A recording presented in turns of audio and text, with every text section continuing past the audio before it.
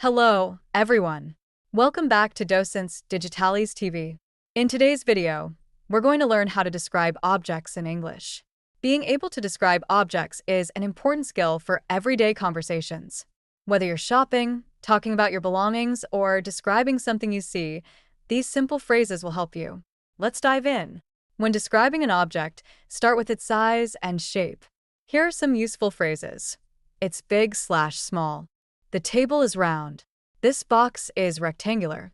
For example, you might say, the book is large and square, or the phone is small and thin. This helps paint a clear picture of the object.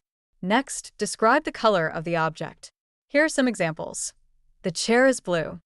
It's a red car. My phone is black. You can also use more specific color words like light blue, dark green, or bright yellow.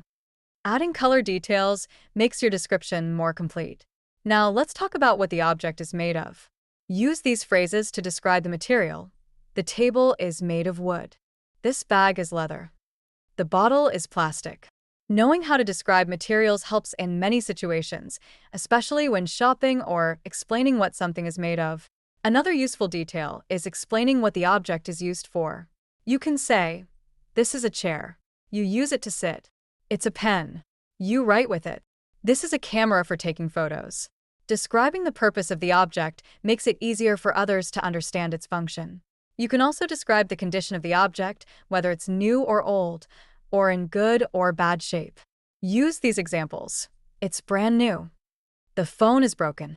This book is old, but in good condition. This is helpful when talking about your belongings or something you want to buy or sell. With these simple phrases, you'll be able to describe any object in English easily. Practice describing objects around you, like things in your room, at the store, or things you use every day, to build your confidence. If you found this video helpful, don't forget to like, share, and subscribe to Docents Digitalis TV for more practical English lessons. Thank you so much for watching, and I'll see you in the next video. Keep practicing, and happy learning!